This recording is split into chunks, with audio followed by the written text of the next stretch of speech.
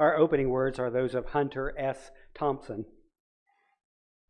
Life is not a journey to the grave with the intention arriving safely in a pretty, well-preserved body, but rather to skid in broadslide in a cloud of smoke, used up, worn out, and proclaiming, "Wow, what a ride!"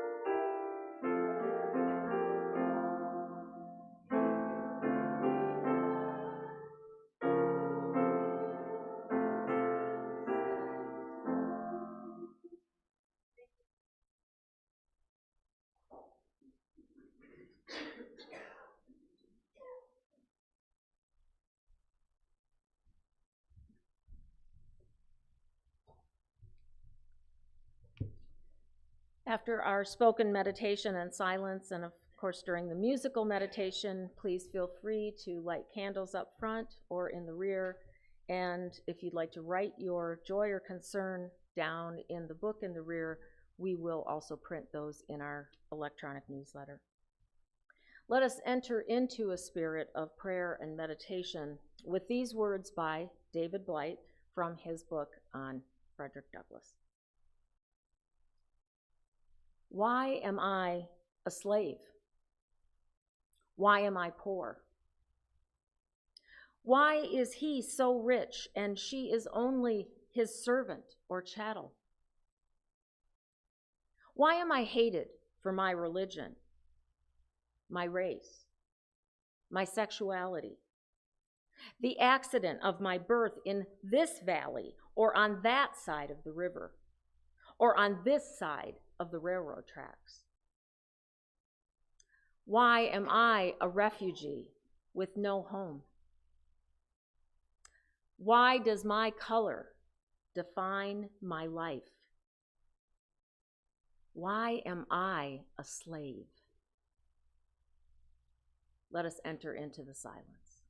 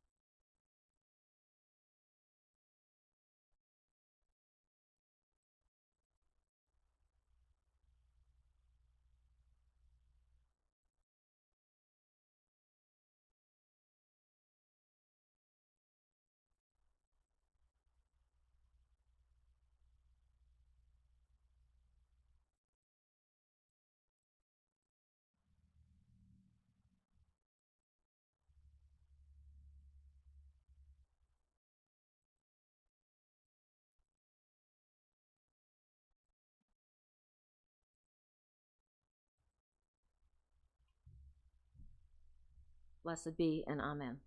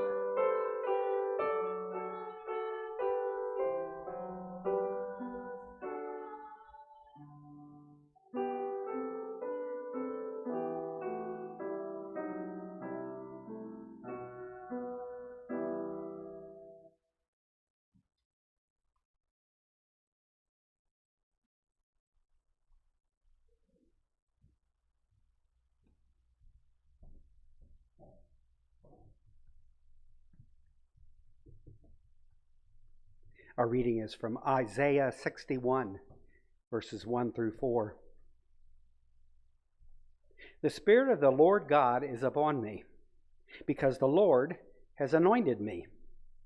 He has sent me to bring good news to the oppressed, to bind up the brokenhearted, to proclaim liberty to the captives and release to the prisoners, to proclaim the year of the Lord's favor and the day of vengeance of our God, to comfort all who mourn, to provide for those who mourn, to give them a garland instead of ashes, the oil of gladness instead of mourning, the mantle of praise instead of a faint spirit. They will be called oaks of righteousness, the planting of the Lord to display his glory. They shall build up the ancient ruins.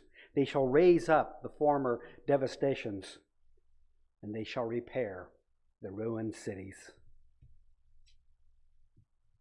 And Jeremy and Cam have a song for us.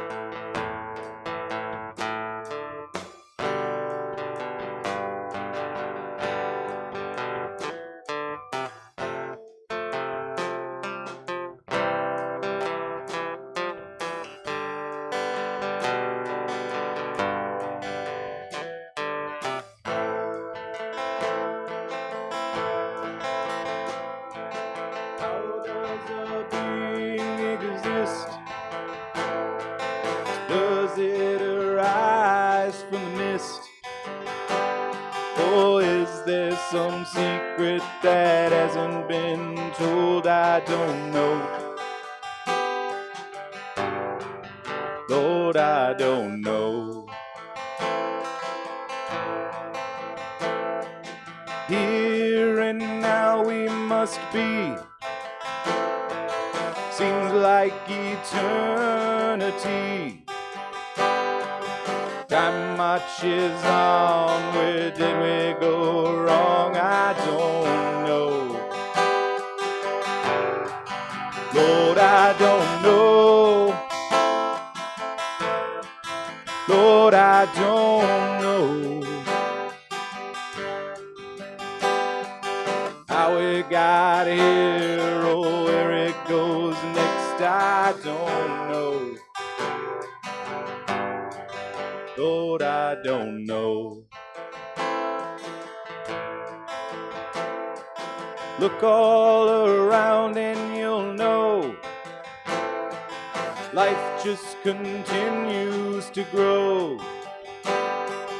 How it got here or where it goes next, I don't know. Lord, I don't know. Lord, I don't know. How it got here or where it goes next, I don't know.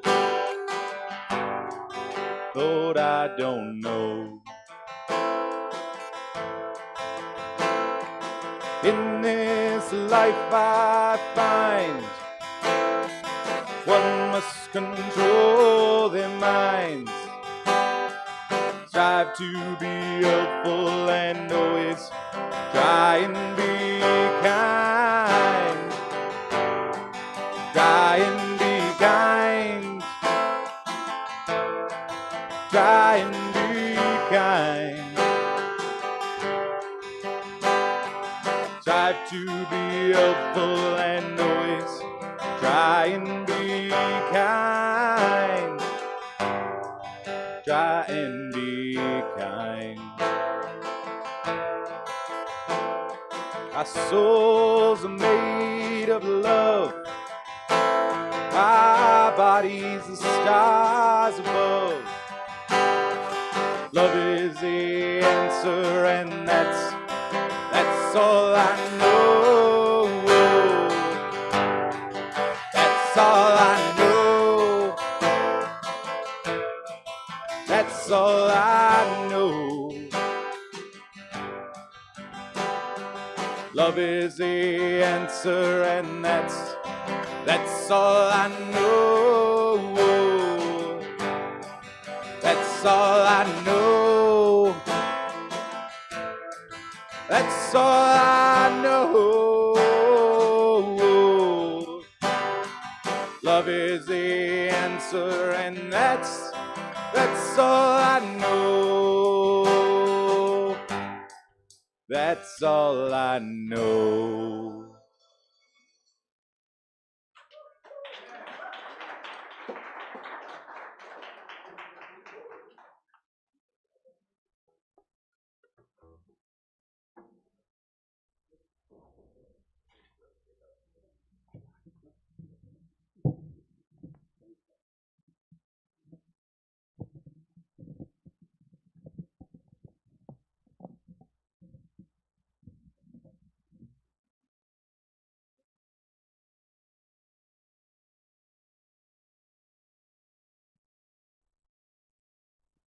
Thanks, you guys. Great. Although he was the most photographed man in the 19th century, Frederick Douglass often acted more like a prophet of old, a Jeremiah or Isaiah, defiantly demanding social change and reform for his people. Just as the title of the book suggests, we well might consider Frederick Douglass a prophet.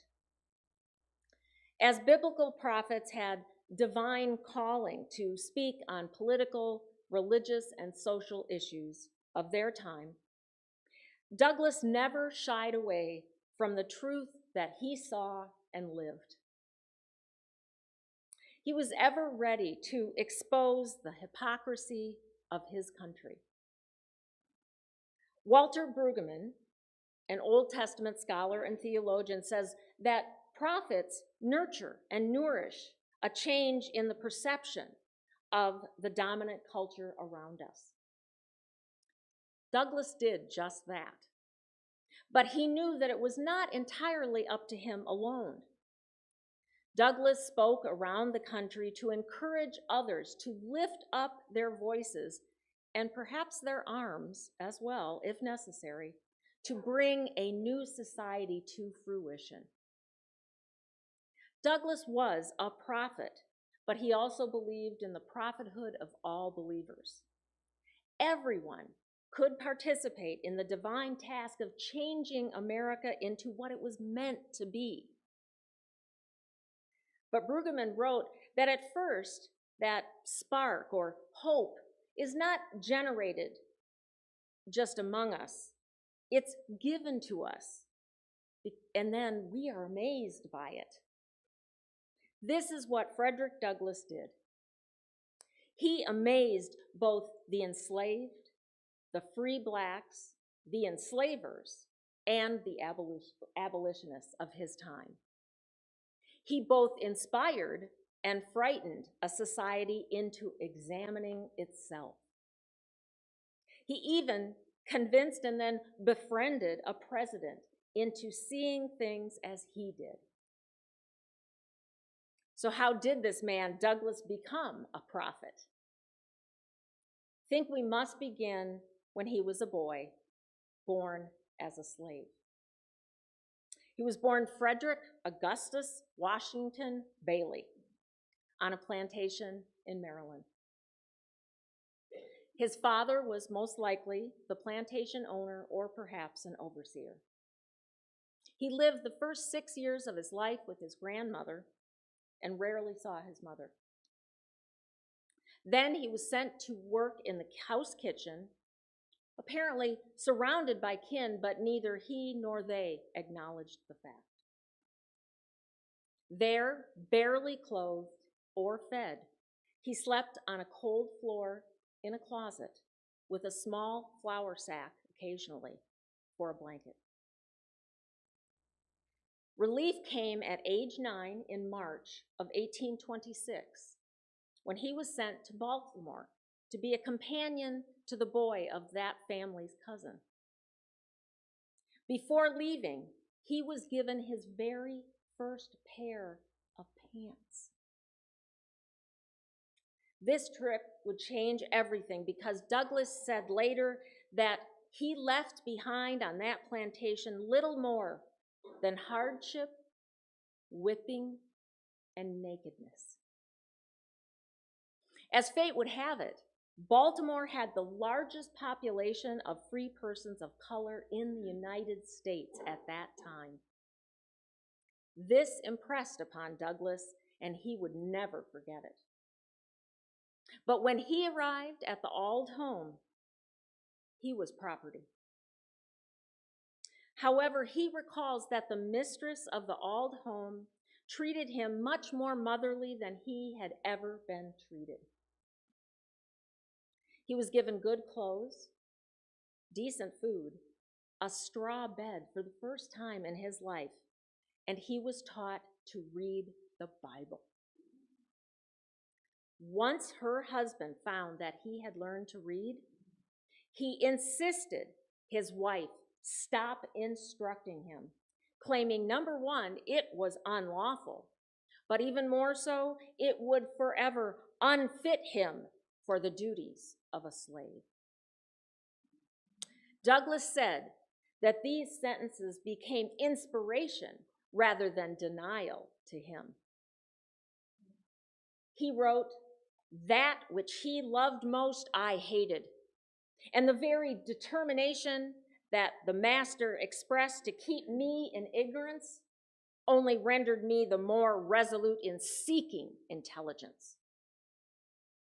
He claimed in the end that he owed almost more to the opposition of the master than he did to the assistance of the mistress. By the time Douglass was 15, he was learning to define himself by opposition. This was a trait he held fiercely for the rest of his life. It was at this time that biographer Blight said Douglass's passion for survival and knowledge was emerging, but also his political instinct as well. As Douglass saw 3 black men outside his window and read voraciously in secret, he now saw clearly that enslavement was not only a matter of a suppression of wills, but also a suppression of minds.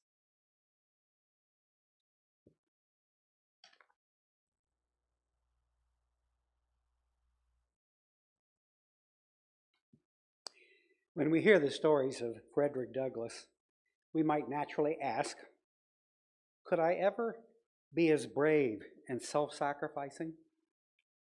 Or what could I do to follow his example? With Douglass, I think the answer is easy. Become bold prophets in our own way, and that is no small thing. We live in an age when people are being silenced. May I suggest that the next time we feel pressured to be quiet, we remember the story of Frederick Douglass. He had tried to escape his slavery in Maryland before, and he had failed. But this time, in 1838, he disguised himself as a free black sailor, a very common thing in the port of Baltimore. Then, to escape the scrutiny of the train's boarding conductor, he waited until the train started to puff away from the station, and then he ran and jumped aboard at the last moment. He was now one step closer to freedom, with many steps to go. A few minutes later, with his heart pounding, a conductor came down the aisle of the car for the blacks, that is. And he asked for his papers. All he had was a borrowed sailor's protection pass. But Douglass, just 22 years old, already knew what to say. So he replied with a carefully rehearsed answer. "Yes, sir, I have a paper with the American eagle on it, that will carry me round the world. The eyes of the conductor were drawn to the authoritative eagle emblazoned on the top, rather than to the physical description of another man that did not describe Douglass at all. After a quick glance, the conductor collected Douglass's fare and continued to the back of the rail car. Frederick breathed a little easier. He was another step closer to New York and to freedom. But if he was caught, this time he would be sold into the deep South, where disobedient blacks often died very quickly. On that day, when Douglass played the obedient slave for one last time, if some prophet had told him he would soon speak to thousands of people from 1,000 stages, he might have believed them. The Baltimore family that owned him let him go to church on Sundays, and there he became a preacher in the AME Zion Church. And even as a field slave, before he came to Baltimore, his owners read to the slaves, ironically enough, the words of the prophets in the Hebrew Bible, calling for their rulers to act with righteousness. Douglass had been growing his prophetic speeches for a long time, and he was about ready to harvest them. But of course, a good prophet needs plenty of life experiences in which to root their message. Frederick had those, and he carried them symbolically in scars on his back.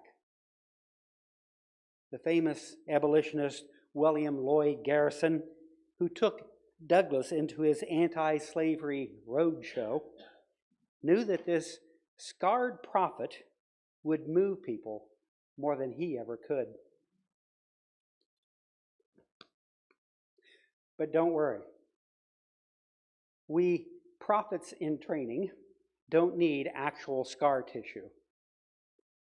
The emotional scars left by the wear and tear of the average human life will qualify us as prophets as long as we have Douglass's compassion and vision. For example, Douglass would soon tell his audiences that his fellow white dock workers in Baltimore were also slaves because the American economic system preyed on the poor.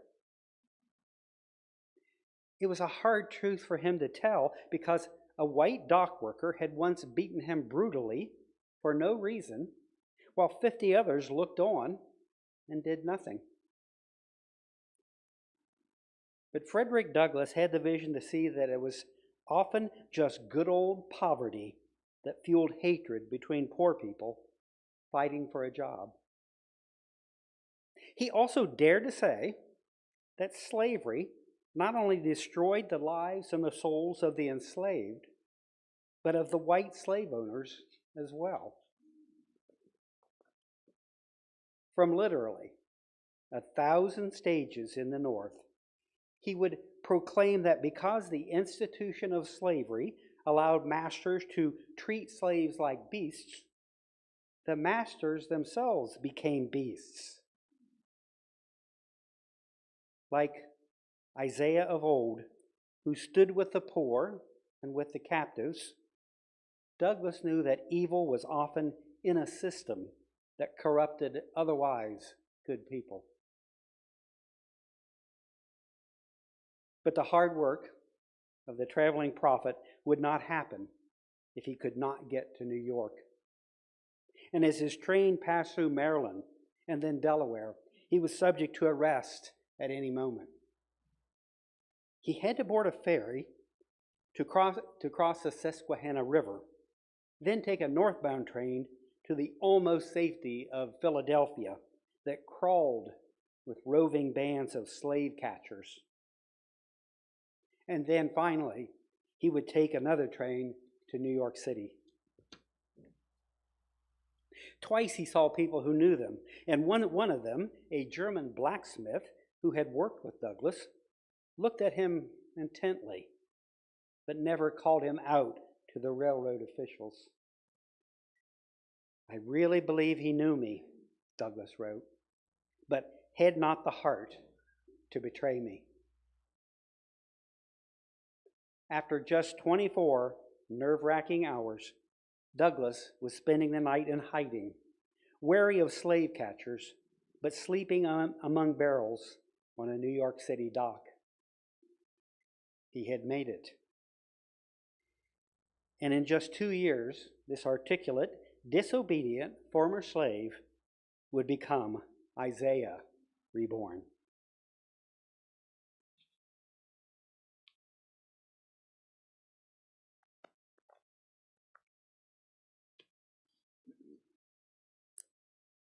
Ever the prophet, just before the Civil War, Douglass told audiences in his speeches that political upheaval would bring about a change in the existing condition of things.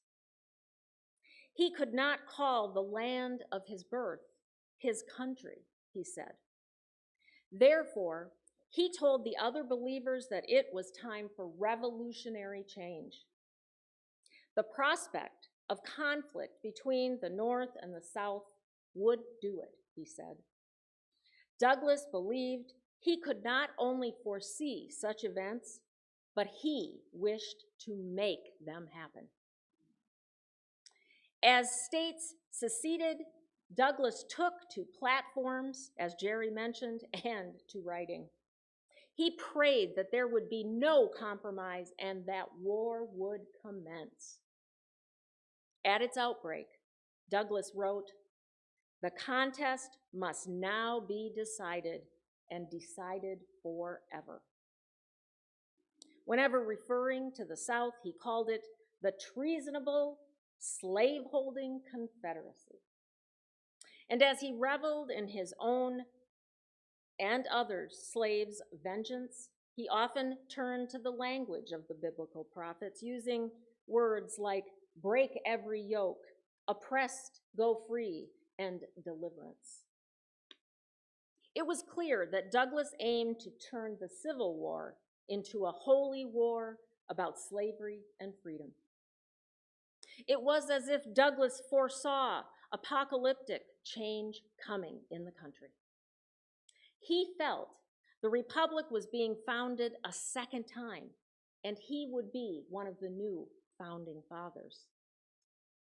Once the Emancipation Proclamation became law, Douglass became the top recruiter for free black men to enlist. He even encouraged his own 2 sons to join the fray. Not only did the proclamation give freedom, but it allowed them to fight for freedom.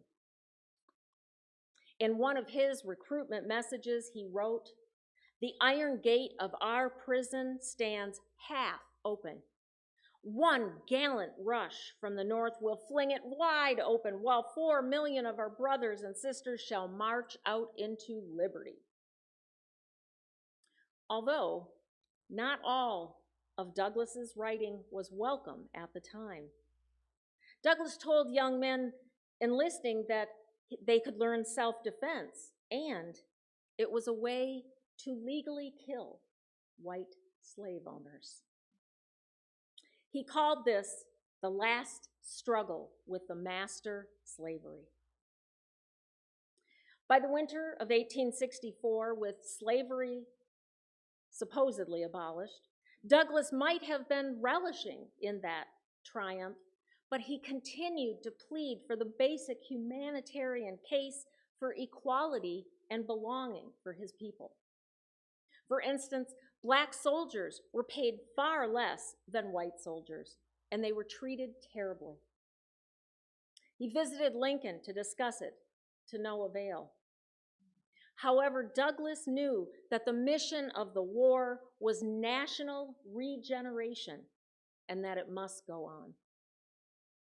By the last year of the Civil War, he was convinced that America and history itself was beginning to be reborn morally.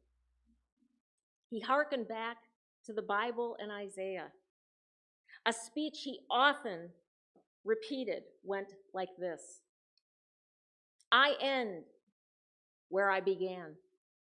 No war but an abolition war. No peace but an abolition peace. Liberty for all, chains for none.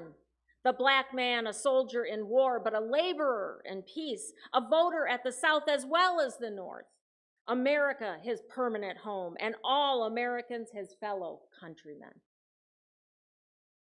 Our glory as a nation will be complete, he said. Our peace will flow like a river, and our foundations will be everlasting rocks.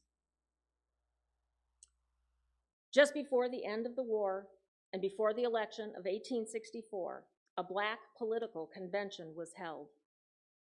Douglass told the 150 representatives that an opportunity to reinvent the American public around principles of racial equality may never come again in a century. Douglass believed that everything hinged on black men voting. When Lincoln won, Douglass consulted Old Testament texts and compared to their victory of good over evil as something higher than human determination. It was a rebirth story that would rise out of war. It was biblical proportions. Again, Douglass saw all black men as the prophets of a new land. Unfortunately, Reconstruction was much, much more difficult than Douglass would ever have expected.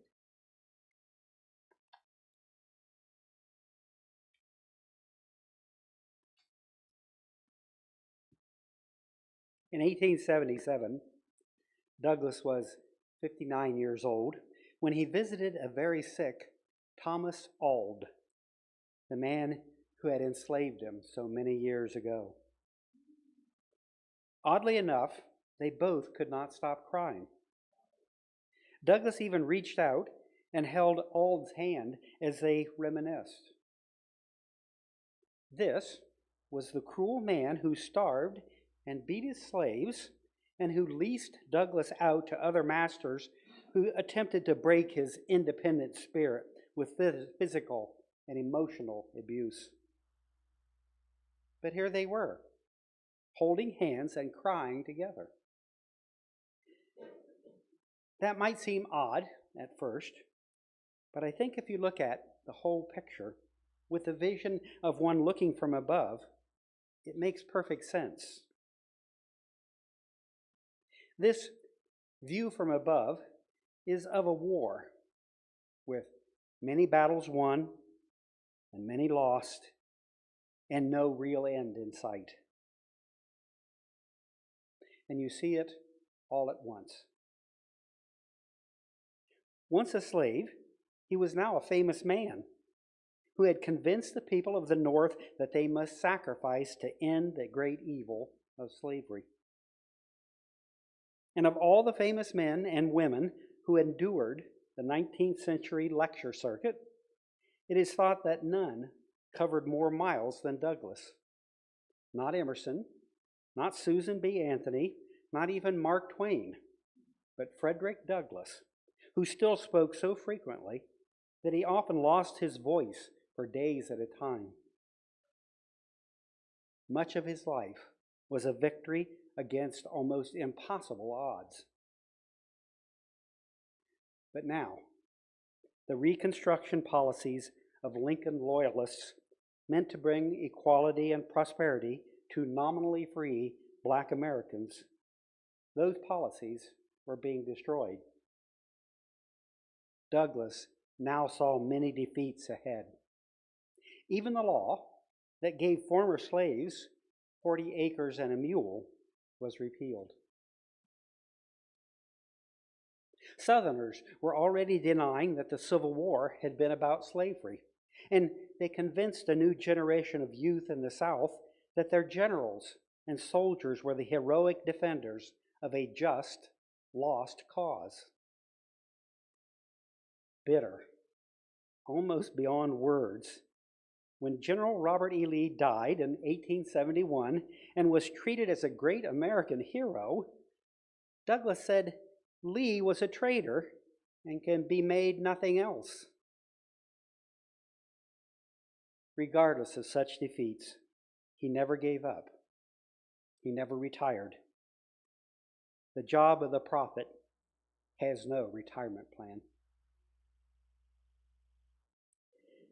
Perhaps the point of view that let Douglass shed tears for the man he once hated was like the insight of a weary warrior who, after many battles, is tired of the hatred and aware that all people are imperfect.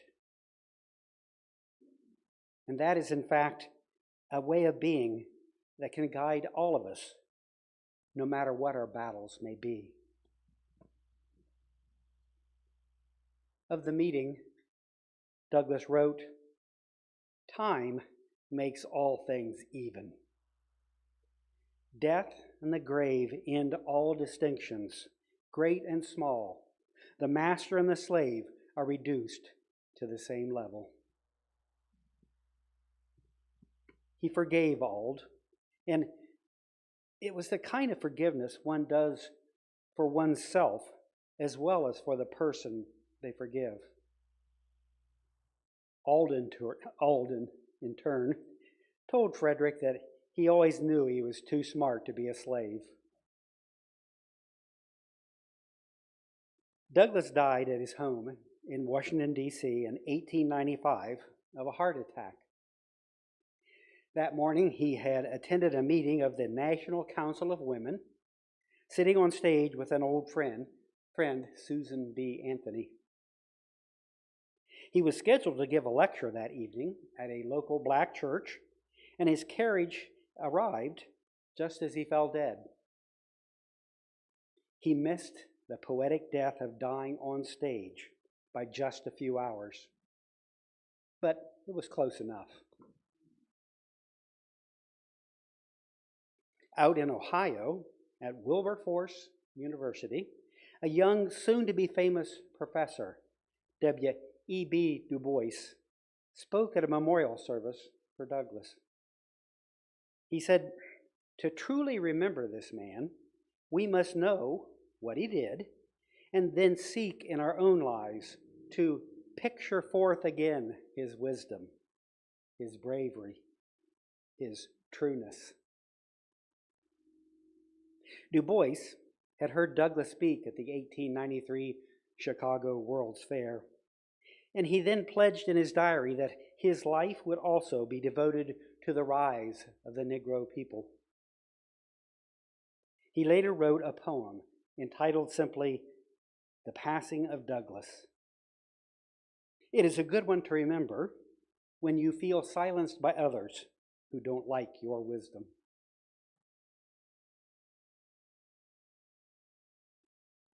Then Douglass passed, his massive form still quivering at unrightful wrong, his soul aflame, and on his lips a tale and prophecy of waiting work.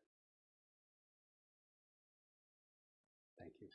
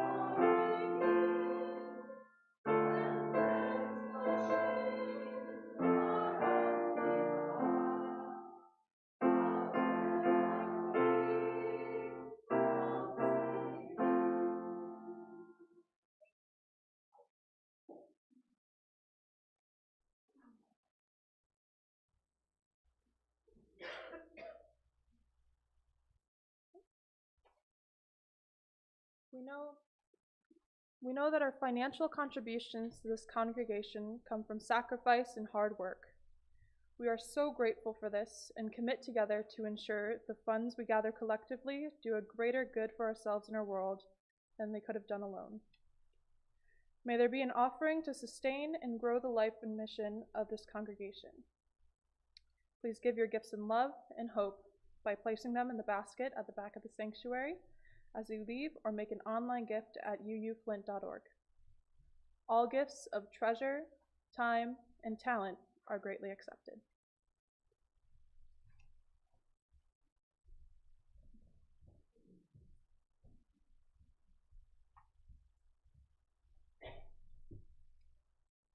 And of course, our closing words are from Frederick Douglass.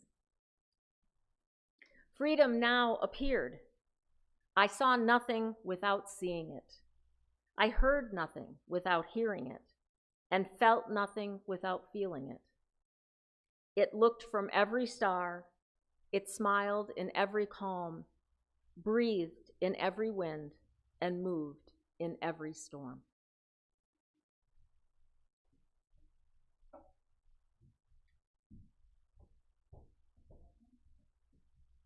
And let us extinguish the chalice. We extinguish this flame, but not the light of truth, the warmth of community, or the fire of commitment. These we carry in our hearts until we are together again.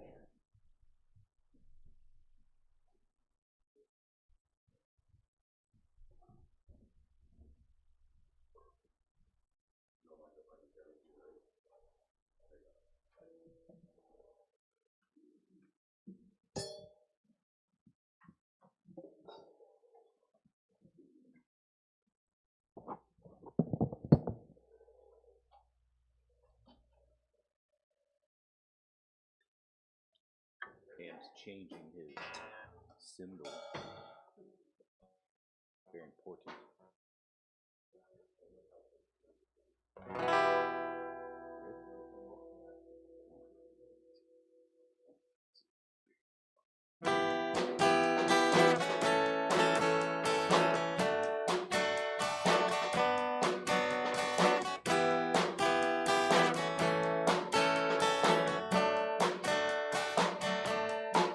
It's simply amazing, this thing we call life.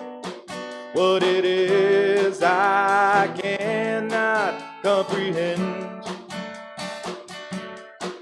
There's beauty and kindness and sorrow and strife, and you never know what's just round the bend. And the world, it keeps on turning. It changes every day.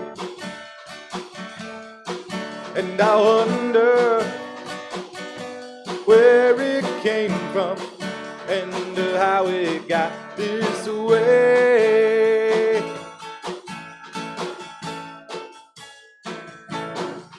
I wake in the morning and I rub my eyes, preparing for what I might see. I go to the window and I look outside and perceive a world of mystery. And the world, it keeps on turning. It changes every day. And I wonder where it came from and how it got this way.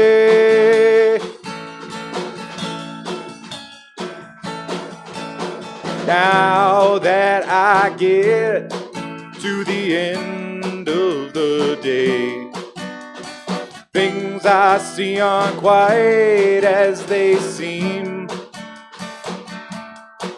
I have no idea how I found my way, and I wonder if it's all just a dream. And the world, it keeps on turning. It changes every day. And I wonder where it came from and how it got this way.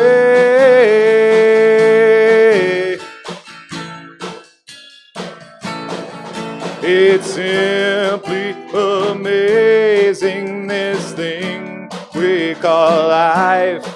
What it is, I cannot comprehend.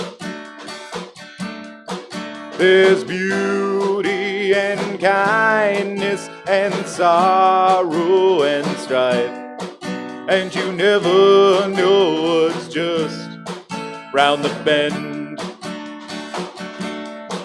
No, you never know what's just round the bend. No, you never know what's just around the bend.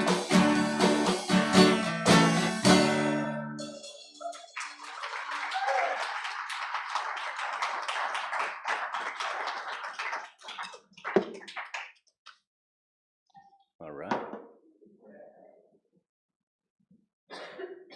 Can you do free bird? Ah, Thanks, Jeremy. I could. There we go. I've always wanted to say that. I have a few people at my conference who love to do that. This is the part where you're welcome. This is the part where you're welcome.